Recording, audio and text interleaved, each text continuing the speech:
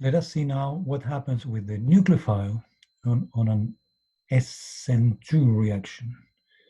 Remember, SN2 reaction means the backside attack, and you have a simultaneous approach of the nucleophile and departure of the leaving group. Well, so the nucleophile, it can be neutral. Examples of neutral nucleophile, you can have something like a NH3 with a lone pair of electrons, or you can have you can have water, right? A water molecule. You have two lone pairs of electrons, so it can also act as a nucleophile. And it can also be negatively charged, right? Negatively charged, examples of that, it will be something like this. You can have OH minus. There you have three lone pairs of electrons. And if you want to have nitrogen, you can have NH2 minus, NH2 double dot minus. So that will be an excellent nucleophile. So all those will be possible nucleophiles that you can use. Obviously, if your starting nucleophile is negatively charged, well, once you have the displacement of the Br minus, for instance, the Br leaves with a pair of electrons. So in that case, you should expect that the product that you will form will be neutral, and the leaving group is retaining that pair of electrons. If your nucleophile was neutral, in that case, the product that you will obtain, it will be positively charged, and the leaving group is departing with a pair of electrons. So we will see actually we will not see examples of this because that is chapter 18 that I decided to skip for this semester. If I have the time, I will tell you a little something about chapter 18. There are some interesting things. So there we are with that slide talking about the nucleophile, the nature of the nucleophile. Obviously, when you have the option to use a neutral nucleophile, like a water molecule, or using a negatively charged nucleophile, like a hydroxide, OH minus, always, pretty much always, the negatively charged nucleophile will be more effective. We can say that the fact that you have a negative charge, you have a better punch there for performing that nucleophilic attack. Here in this slide, I have the structure of the so-called para-toluene sulfonic acid. Para-toluene sulfonic acid. So you have a benzene ring substituted with a methyl group and a sulfonic acid group in para position.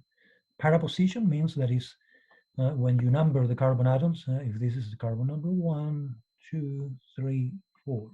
A 1-4 relationship is what we call para disubstitution. So this is para-toluene sulfonic acid. And the pKa value for this compound is minus 2.8. You should already know, right? A negative pKa value, minus 2.8, that means that this is very acidic. But how acidic? Well, let's remember that HBr and HCl, those are very, very strong acids, right? They have pKa values in the range of minus 5, minus 7. So another that will be more similar to the pKa value of para-toluene sulfonic acid, another well-known acid, will be nitric acid. Nitric acid has a pKa value of minus 1.3. So that is telling you how strong is para-toluene sulfonic acid. Well, if you attach this portion of the para-toluene sulfonic acid to an alkyl group, In that case, we refer to that compound as being a tosylate. Tosylate. So tosylate is when you have all the portion highlighted here attached to an alkyl group. So that will be a tosylate. And that is considered to be an excellent leaving group. It's an excellent leaving group. Why such a good leaving group? Well, because when that group leaves, it doesn't feel so uncomfortable with that negative charge, right? And so the pKa value of the conjugate acid, it has a very close relationship with the quality of the leaving group. Think about this. Why Br minus is a pretty good leaving group? Well, it's a very good leaving group because Br minus is the conjugate base of HBr, right? And HBr has a negative pKa value, right? So that's the reason why the Br minus, it doesn't feel any uncomfortable with that negative charge. So tosylate, excellent leaving group. So here we have, in this slide, we have a ranking of the different qualities of leaving groups. And you can see that as we go from fluorine to chlorine to bromine, etc., right? So they get better and better as leaving groups. And that is because the corresponding acid is stronger and stronger. And tosylate, you can see that tosylate is very, very big number, right? The relative reactivity of the tosylate is even greater than when you have I minus as a leaving group. Poor leaving groups. Well, poor leaving groups will be things like fluorine. Why fluorine is such a bad leaving group? Well, the reason is because the carbon-fluorine bond is very, very strong. So it doesn't want to break that bond. And even if it breaks, fluorine doesn't feel very comfortable with that negative charge because the atomic radius of fluorine is very small. And so there is not a very good dispersion of that negative charge. So it's not a matter of electronegativity only, but also it's a matter of the capacity to disperse that negative charge. In this halogen that is so big here, well, that's the reason why you can disperse so well that negative charge. And then we have some other leaving groups that they are extremely bad, like a OH minus or NH2 minus. Does it mean that if we have a compound with an OH minus, we cannot perform a substitution reaction? No, you can still perform a substitution reaction, but you will have to resort to some kind of a trick. And that is precisely what we are doing here. We are transforming the OH minus, that is such a bad leaving group. It could be primary or secondary. We can transform that by reacting that with a reagent like a thionyl chloride.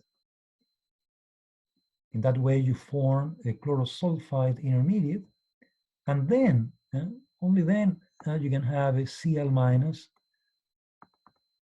that will be acting as a nucleophile, and the attack will take place from the opposite phase.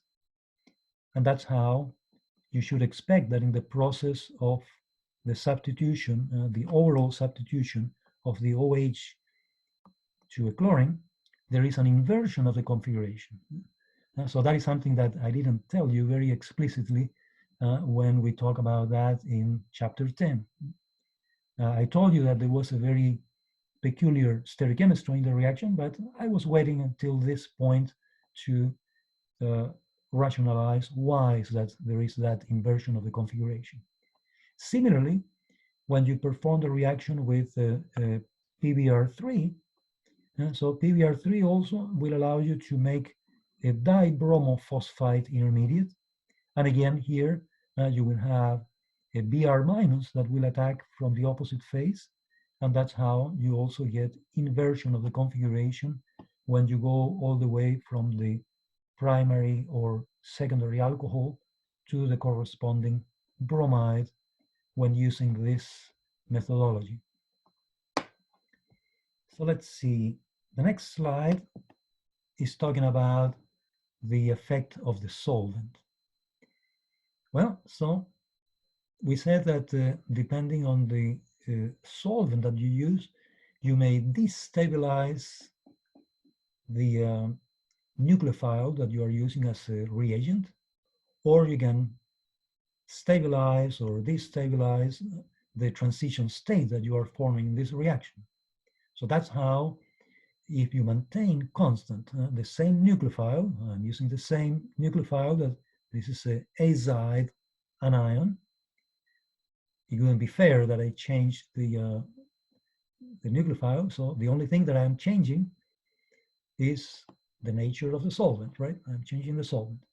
So, and if I go from methanol to water, DMSO, all the way to these other more exotic reagents like a DMF. What is the structure of DMF? DMF looks like this.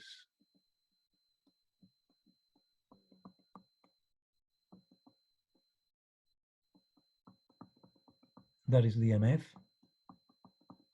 dimethylformamide, acetonitrile. Remember, you have a carbon-nitrogen triple bond there. And HMPA, you can look at the structure of HMPA in the textbook. Is right there. So all of these guys here, DMF, acetonitrile, and HMPA, they are very, very good solvents for performing SN2 reactions. And that is because all these solvents, they are polar, but they are non-protic. The solvents that will not be good for SN2 reactions will be solvents like methanol or water, because here you can form hydrogen bonding. So what will be the problem? If you form hydrogen bonding between the methanol or water with the nucleophile that you will use in this reaction, the problem will be that now the nucleophile will be surrounded by a sphere of solvation, and it will be so cozy that the stability of that will be very low, and the difference of energy between the nucleophile and the transition state will be too big. A big gap there means high energy of activation, and that's why the reaction will be slow with all these guys that are at this end. But all the solvents which are in the other end here, those will be polar protic, polar non-protic, and those will help you to run the reaction at higher rate. And then in the next slide, we will start talking about the SN1 reaction. So let me make a little stop here, and I will continue later.